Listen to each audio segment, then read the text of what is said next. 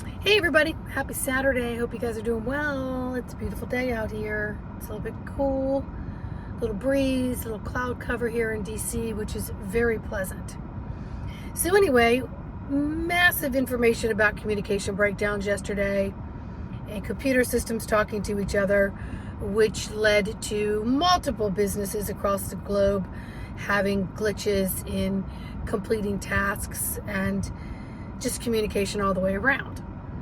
But if you pay attention to the pattern, there was a big pattern at least a week before going on with personal communication, going on with communication in relationships to work, people, places, things, general public, etc.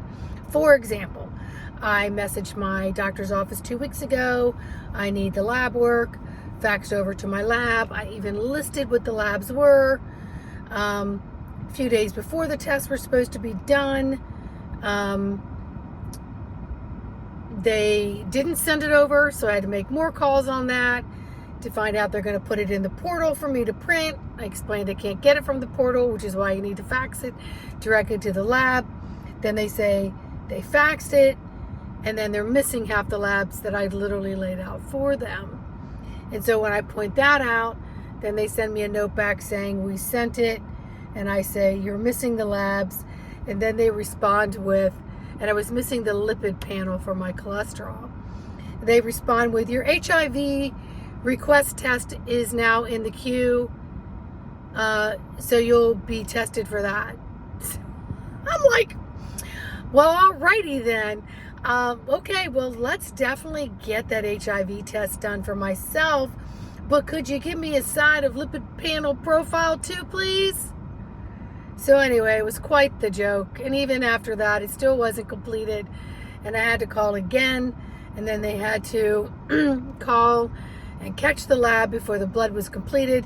Because if you don't use the blood within 12 to 24 hours, then generally the blood isn't saved for them to do the test. I'm missing packages in my mailbox. And so I literally walk to the post office, which is not far from my house. And I say, a package was emailed that was tracked. Do you have the tracking number? Yes, I just said I tracked it. Here's the email, right? Oh, okay. Well, it says it should be in your mailbox. I know that. It's just not in my mailbox. Okay, step to the side, write your tracking number down, your name, your zip code. The guy disappears for like 30 minutes. The mailbox people line's getting long. He comes back and he goes, well, I talked to the postman and he said it should be in your box. I go, I know, but it's not. That's why I'm here. Well, maybe someone took it. Well, no, it would just be me. It's a lock and key. Okay. Well, maybe it's a bigger box, so it's in the larger box and they would have left you a key. They didn't leave me a key. It's not in my box. It would have been a small enough box to fit in my box. Okay, well, the mailman's going to check it today. Okay, so are we complete here? Yes. All right. Then I'm supposed to go out of town, and then there's communication issues about being out of town, and then that doesn't happen, and then we're going, we're not going, we're going, we're not going, and then at the last minute we're not going. And then there was supposed to be communication on why we're not going, and I haven't heard a thing about that. So there's just a lot of communication going on that has to do with scramblers happening, energetics happening, all of which you could try to pinpoint these reasons that are going on. Just like the events this past weekend, there's all different kinds of stories going on about what occurred, what didn't occur, what led up to it, what should have happened, what shouldn't have happened. Regardless of all of it, it occurred. And so unless you know something factual, you might want to resist agreeing with or commenting or trying to put a spin on it or trying to sensationalize something so that you're getting more notability or noticed on your channels by talking about it repeatedly, because you're beating a dead horse. Why don't you just step back and say, let it unfold, let it show me what exactly is going on. what is going on. Yesterday I had an amazing astrology session with Shanda Sparkles, and in my reading, I always mix up words. She started mixing up words, so she was starting to say, instead of Capricorn, Capricoon, and I was like, you need to keep that word, Capricoon, like you're in a cocoon. And it was an amazing reading.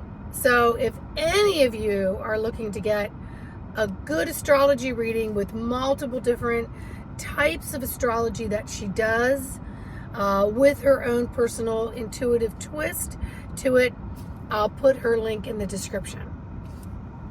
So anyway, we've got, even for me personally on another note, starting a job, rearranging my schedule to be on that job, and then hearing we have to cut back on that job.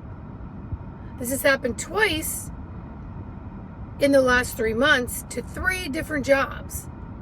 3 different jobs.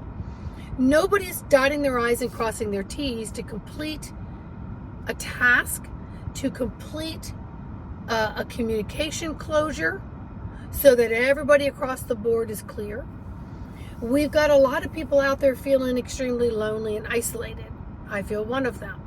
I feel like every friend I call to possibly get together is going through their own shit and either cancels or just avoids conversation.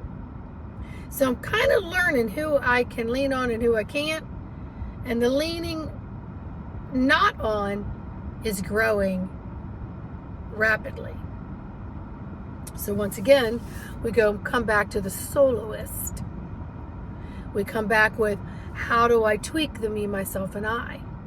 Where do I stand in the universe and work with the changes that are occurring so that I don't get knocked off my laurels, so I don't fall down, so I don't injure myself in trying to make things happen that are just not going to occur because possibly I'm supposed to just sit still and be with the me, myself, and I. Now, the way I look at that is I'm with the me, myself, and I, working on me, myself, and I, all the me, myself, and I time. What the me, myself, and I is up with that? And I know a lot of people who are on their journey working on things that are not doing things for the sake of doing things and filling their schedules for the sake of filling them. They're literally taking the alone time. They're changing their tune, their attitude. They're changing circumstances that are occurring externally and working on the internal and gratitude journaling. Or saying, you know what, I can't change anything about what everybody else is doing, and I certainly can't give myself more time to feel more isolated and victimed and sad, but it does evoke that on an emotional level. Now, with having my weekend clear up, it's giving me more me, myself, and I time, which again, I'm, on overload with the me, myself, and I time sometimes. And I'm able to attend a funeral tomorrow. And now I'm able to attend my grandniece's birthday tomorrow. All of which was completely out of my memory banks until I woke up this morning feeling that rush of anxiousness through the root chakra all the way up to the top of my head, to feeling like I'm walking a little sideways, to feeling this running energy of emotion that is stirring tears and triggering all the miscommunication that everyone is having, and feeling like I just need to put the brakes on, stop this train, and get the hell off. And maybe I should just cherish the time that myself is with the me and the me is with the I. And here I am, getting ready to go for a meditation and a walk, something said, well, before you get out of the car, do a video. Because there's many other people who are feeling the exact same way. Granted, the planets are doing what the planets are doing. The people around you are doing what the people around you are doing. The weather is doing what the weather's going to do. The international highway of communication is going to do what it's going to do. What are you going to do? How are you going to react or respond to all the extrinsic, external, environmental changes that you cannot control? You've got to tap into the inner dials and get the internal dials to a place that gets you some kind of copaceticness, so that all the cells are at least moving at a decent pace, keeping you in a more healthy state, not getting stagnant, stuck, taxing the kidneys, taxing the liver, taxing the digestion, overworking the brain, making the heart feel what it feels, and then having the aches and the pains of all of those things. And maybe take yourself into movement, into gratitude journal, and maybe realize that the only control you have is truly the controls from within. And that's powerful, my friends. That's powerful. Just most people don't know how to work it. They don't want the alone time because now they bring up memories.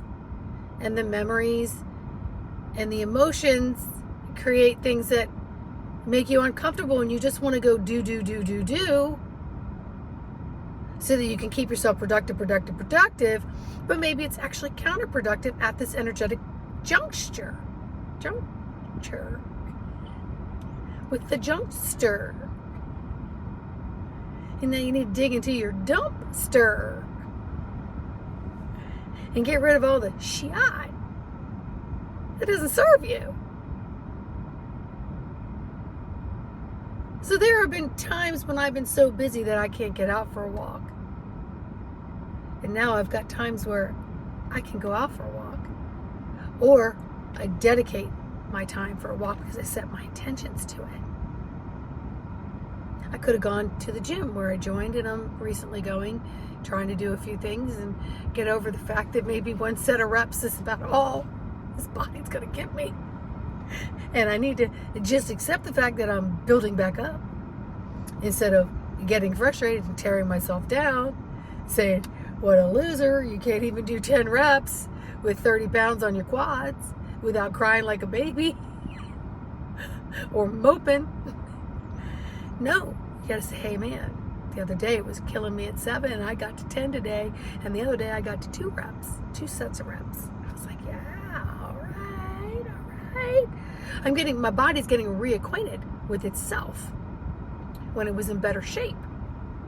And so we have to get reacquainted with when we had more peace in our life. And we have some quality time to spend with the love of our life, which is us and those that are immediately around us that we love and that we choose. So get your picker out there. Start picking some things that you'd like to do. And know that you're going to be okay. And you know what? Regardless of what everybody else's communication is doing, you complete your communication. You make sure that the other person knows. So you have open and closure in all things. So you know where you stand, and you've expressed where you stand and whatever that is.